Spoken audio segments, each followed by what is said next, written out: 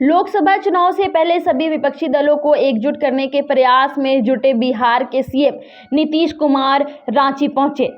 CM Hemant के साथ बैठक में झामुमो और राजद के नेता मंत्री मौजूद थे, लेकिन कांग्रेस का एक कार्यकर्ता शामिल नहीं हुआ, जिसको लेकर कई सवाल किए जाने लगे। भाजपा ने कहा कि देश के मुख्य विपक्षी पार्टी के समर्थन में ही नीतीश को नहीं है। विपक्षी एकता में सबसे बड़ी समस्या पीएम चेहरे को लेकर होगा। दूसरी तरफ कांग्रेस प्रवक्ता ने कहा कि भाजपा का आरोप गलत है। नीतीश कुमार ने सबसे पहले सोनिया गांधी, मल्लिकार्जुन खड़गे और राहुल गांधी से मुलाकात की थी और उसके बाद ही विपक्षी एकता की पहल शुरू की। भारतीय जनता पार्टी विश्व की सबसे बड़ी पार्टी है।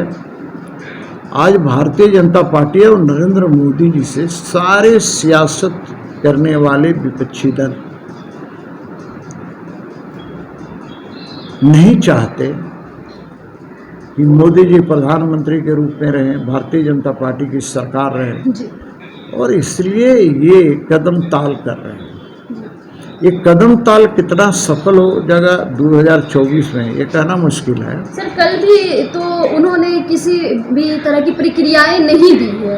अरे भाई, नहीं दिया मुझे नहीं मतलब है, लेकिन नीतीश कुमार जी, जिन्हें आज के दिन कुशासन बाबू के नाम से कुख्यात हैं, वो पूरा ठेका ले रखा है विपक्षी दलों को एकजुट करने का। जी।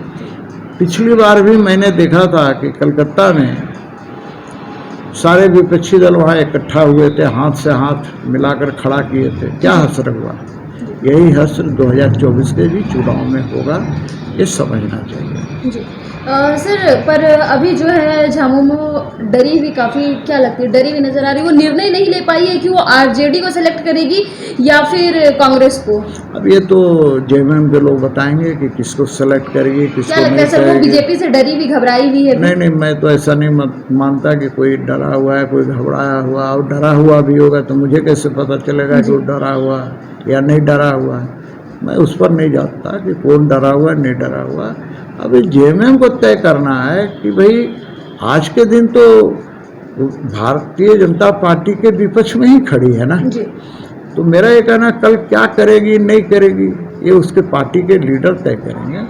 आगे देखिए होता है क्या। आप लोग की क्या कुछ तैयारियां हैं सर?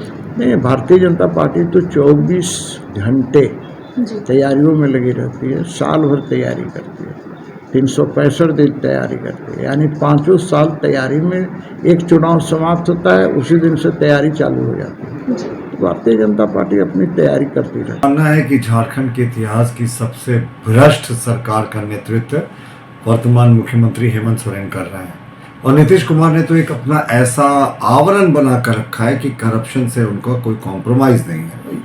सब लोग जानते हैं कि ये झूठा आडंबर करते हैं, लेकिन अब तो वो पूरे तरीके से एक्सपोज हो गए कि सिर्फ सत्ता में आने के लिए, अपने प्रधानमंत्री के एम्बिशन को पूरा करने के लिए, जो प्रोबेबली पूरे देश की सबसे भ्रष्ट सरकार है, वहाँ पर ये आकर अलायंस और जो तमाम अनौपचारिक तरीके से बातचीत है ये कर रहे हैं।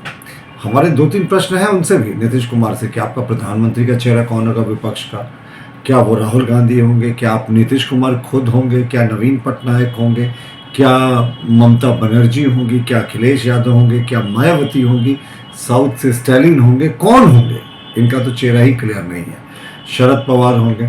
दूसरी बात, इस पूरे बैठक में अभी वर्तमान में जो सबसे बड़ी विपक्ष की दल है कांग्रेस, वो तो कहीं नहीं थी।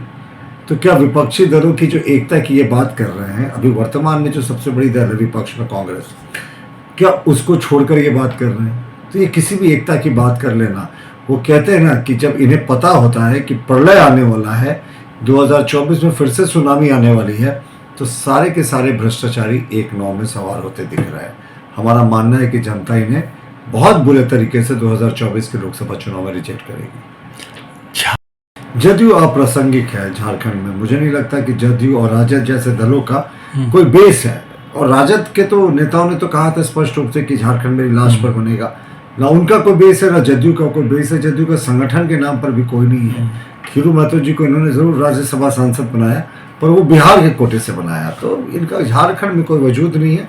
नीतीश कुमार अपने प्रधानमंत्री के सपने को पूरा करने के लिए हर एक दरवाजे घूम रहे हैं, और वो भले ही दरवाजा उनके नीति के विरोध वाले लोगों का हो, उससे उन्हें कोई परहेज नहीं। ये मीडिया के ऊपर है। नीतीश जी जब व्यापकता की बात कर रहे थे तो सर्वप्रथम उन्होंने हम लोगों की सर्वोच्च नेता आदरणीय सोनिया गांधी जी से मुलाकात किया, हम लोगों के राष्ट्रीय अध्यक्ष आदरणीय मल्लिकार्जुन खड़गे जी से मुलाकात की, राहुल गांधी जी से मुलाकात की। उसके बाद जो है विपक्षी एकता गठबंधन का प्रयास उन्होंने शुरू किया है। तो स्वाभाविक तौर पे ये एक सफल प्रयास है नीतीश जी का, और हम उनको शुभकामनाएं भी देते हैं कि जिस प्रयास में वो निकले हैं देश के लोकतंत्र को, देश के संविधान को बचाने का, वो प्रयास उनके द्वारा सफल हो और तमाम विपक्षी लोग जो है एक मंच पे आने का काम करें। लेकिन पीएम के चेहरे पर क्या नीतीश को आप लोग मानेंगे या फिर राहुल जी को करें? देखिए, ये अभी बहुत पहले का प्रश्न है। पहले व्यापकता हो जाए, पहले एक स्वरूप तय हो जाए, फिर हम लोग तय कर लेंगे कि चेहरा कौन होगा। पहले मंडप तो सज जाए,